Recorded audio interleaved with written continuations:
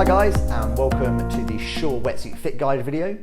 Today we're going to be quickly talking through what to look for when you buy a wetsuit from us and the best way of making sure you get the best fit when you get the suit home.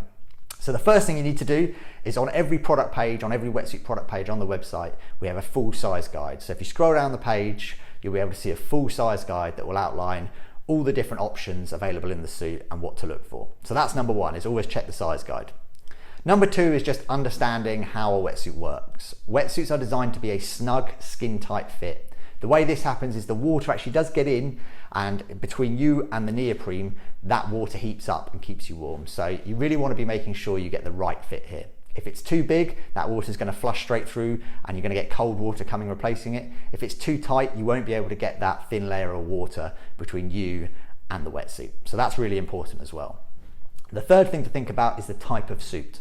So if you're looking at a shorty just for the summer, messing around on the beach, getting the fit exactly spot on isn't as important as if you were looking for a suit to take you into the coldest conditions or a suit that's going to be really performance based. So just take that into mind when you're looking perhaps at a shorty. Easiest thing to do there is use your t-shirt size, but if you're looking at a full winter suit or a summer suit for performance, surfing, kite surfing, anything like that, that's when you really need to start focusing in on that size guide. So in men's, the three things to think about are your height, your chest and your waist, and all the size guides will have all those on. There are sizes in between, so you have like a medium tall or a medium short, but really you should be able to find something that will fit you from those three sizes. Obviously use common sense. If you're a large in a t-shirt and that fits well, then perhaps a medium, even though it says it on the size chart, probably isn't where you're going to want to be looking, and the large is going to be a more sensible option. Also at this point, it's worth thinking about how much you've worn a wetsuit before, and sometimes going for something a large just to be able to get it on and off a bit easier is a better option. In terms of ladies, you need to be looking at your dress size on this one. So just go straight from your dress size straight across. There's no need to sort of think about too much, but again, use the size guide and use a bit of common sense. In ladies, we do offer height options as well, so there are short and tall versions.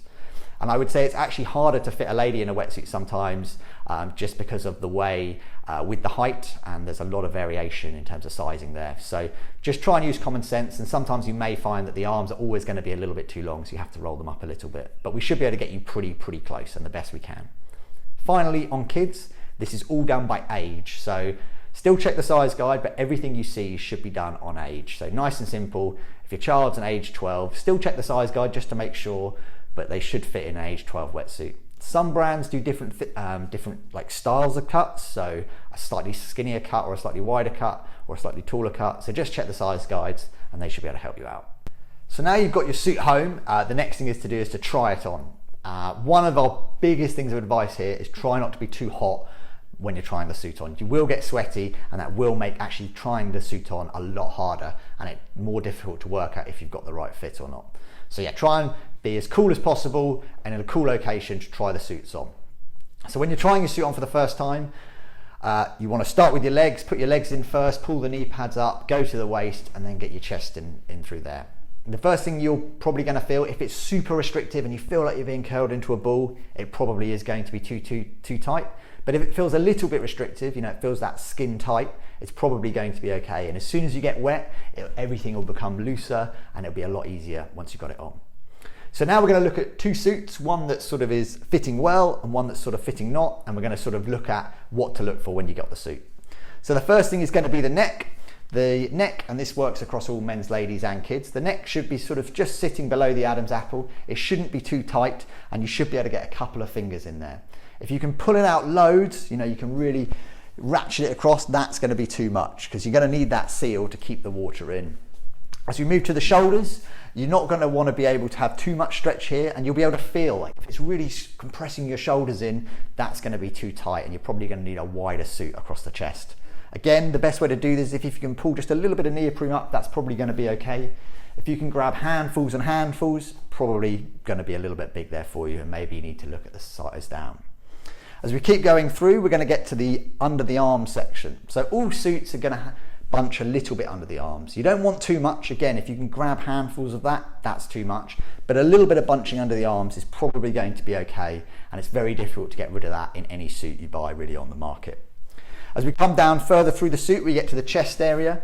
And again, you shouldn't really, being honest, be able to grab much neoprene across the chest. You should only be able to grab a tiny bit. If you can grab a full handful like I can here, that's going to be too much, and you're going to find that water's going to sit in this area and it's going to cool you down. So again, make sure that that chest area is just, you can pinch it but you can't grab it. We keep going through the suit, we get to the cuffs. You're going to want those to sit just sort of on the on your wrist there, not too far forwards. You don't want them rolling onto sort of where your thumb starts or anything like that, or being too far up because you might need to get a glove on. So just sitting on your wrist in a comfortable sort of watch position is going to be the best location for the wrist. At the back of the suit, we're going to now look at sort of the kidney area, and this bit's very, very important and probably one of the most important things of wetsuit fit for everybody, and that's that you want the suit to fit in the arc of your back. If you look at when a human stands up, they're going to have a curve in their spine, and you want the suit to fit into that curve. If the suit's too tight, you're going to find that there is a straight line from the top of the back down to the bum, and that means that loads of water is going to be sloshing around there, and that's going to get you really cold. If the suit's too tight, you're going to find that it's going to really ratchet in there, and again, it's still not going to be that perfect shape. So you want to look for a suit that has the minimal amount of space between your back and the sort of arc of the suit.